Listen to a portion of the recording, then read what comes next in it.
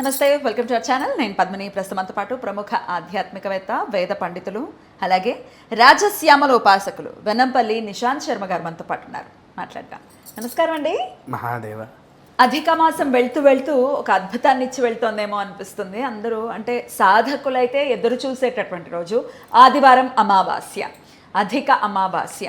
మరి ఈ అమావాస్యను పురస్కరించుకుని మీ ఆలయంలో వైభవోపేతంగా ఉన్నటువంటి రాజశ్యామల అమ్మవారి ఆలయంలో చక్కటి చండీ హోమాన్ని నిర్వహిస్తున్నారు. అసలు ఈ కార్యక్రమం చేయడానికి గల ఉద్దేశం ఏమిటి, అలాగే ఎవరెవరు పాల్గొనాలి, పాల్గొంటే వచ్చేటటువంటి ఫలితం ఏమిటి, ఎటువంటి సమస్యల నుంచి బయటపడతాం, ఇవన్నీ ఒక్కసారి చెప్పండి నిశాంత్ గారు. అధిక మాస అమావాస్య గురించి చెప్పాలంటే మీరు వినే ఉంటారు, సోమావతి అమావాస్య. సోమవారం రోజు వచ్చే అమావాస్య అనేది సోమావతి అమావాస్య. వాస్తవానికి ఏంటి, మనం సోమావతి అమావాస్య రోజు శివుణ్ణి బాగా ప్రీతికరంగా కొలవాలి. ఎందుకనంటే సోమావతీదేవి ఈశ్వరుడి దగ్గర నుంచి పొందిన గొప్ప వరం ఆమెకు. కానీ ఈ అధిక మాస అంతంలోనే అమావాస్య సోమవారం రోజు రావడం ఒకటి ప్రధానంగా. రెండోది, మన దేవాలయంలో ఏంటంటే ఎక్కడా లేనటువంటి విధానంలో రాజశ్యామలాదేవి ఈశ్వరుని ఒకే స్థితిలో ప్రతిష్ఠ చేయడం, ఒకే గర్భగుడిలో ఉంచడం జరిగింది పంచాయతన రూపంలో. అవును. అయితే ఇక్కడ ఏంటి అని అంటే అమ్మవారికి ఇటు శివుడికి ఏకకాల అభిషేకం చేపిస్తూ ఉంటాము. చాలా అరుదుగా చూస్తూ ఉంటాము. సో ఏంటి అని అంటే ఇందులో అభిషేకం అవ్వగానే అమ్మవారికి రాజశ్యామల సహిత చండీ హవనం చేపిస్తూ ఉంటాం. ప్రతి అమావాస్య, ప్రతి పౌర్ణమి కూడానా? ప్రతి పౌర్ణమి, ప్రతి అమావాస్య, ఇవి రెండింటిని అత్యంత వైభవంగా చేస్తాము. వాస్తవానికి చెప్పాలంటే తల్లి, చండీ గురించి మీకు తెలిసిన రహస్యాలు ఏమైనా ఉన్నాయా? మీకు తెలియని రహస్యాలు ఏమన్నా చెప్పమండి. కలవు చండీ వినాయక అని వింటూ ఉంటాం. అసలు కలియుగంలో ఈ సమస్య ఆ సమస్య అని కాదు, అటు వినాయకుడిని కానీ చండీని కానీ పట్టుకుంటే త్వరతగతిన బయటపడతాం అనేది తెలిసినటువంటి బయటపడతాం.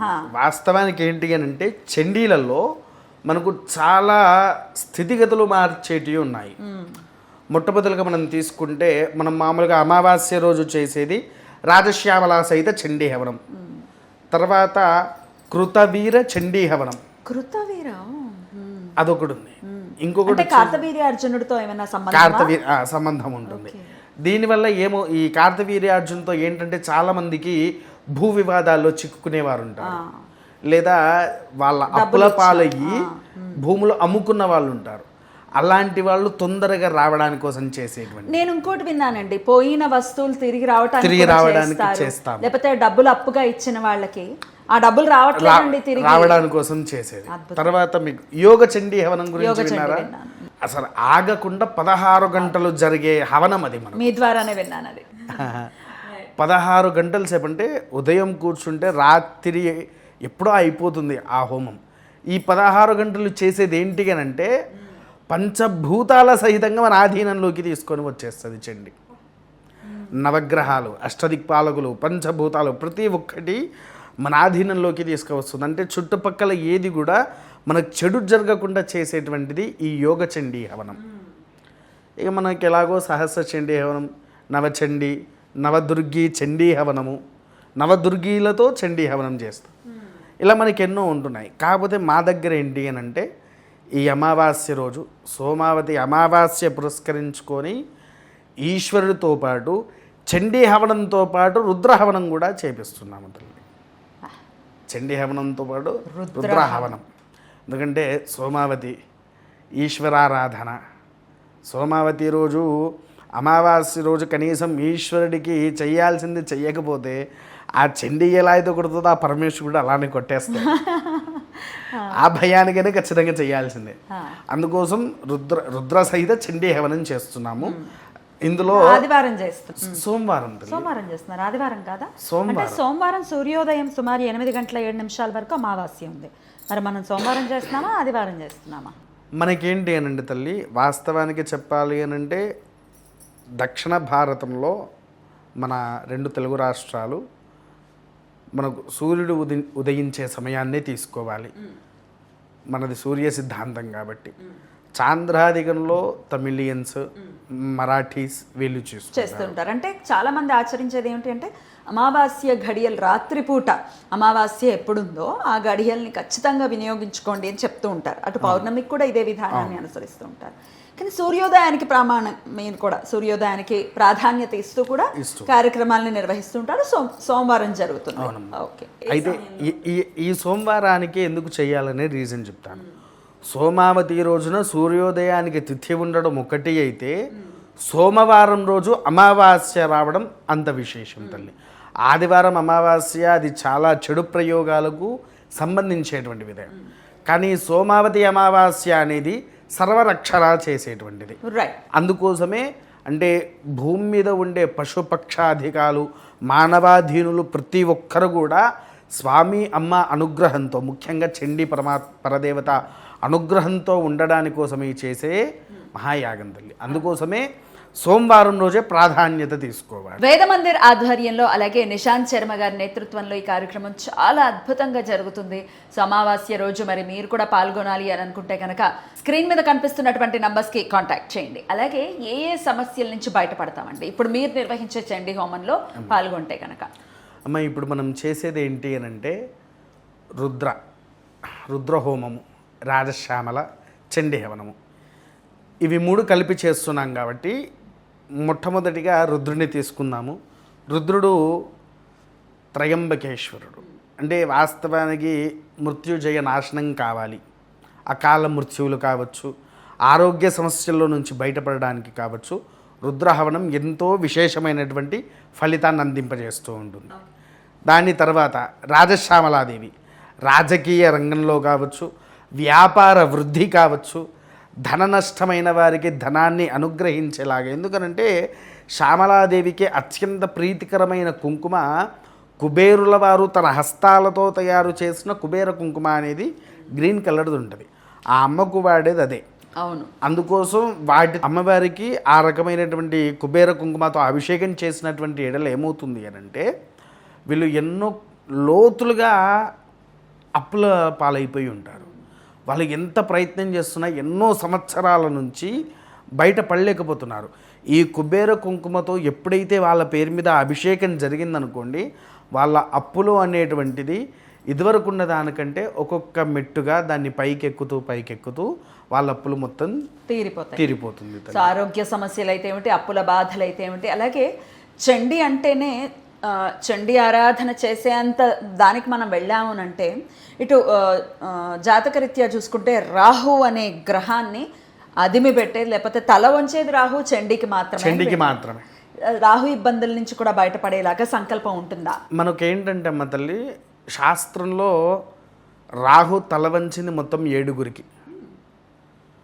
ప్రధానంగా ఈశ్వరుడికి, రెండవది చండీ, మూడవది వనదుర్గాదేవి, పేరు వినే ఉంటారు మీరు ఎప్పుడైనా.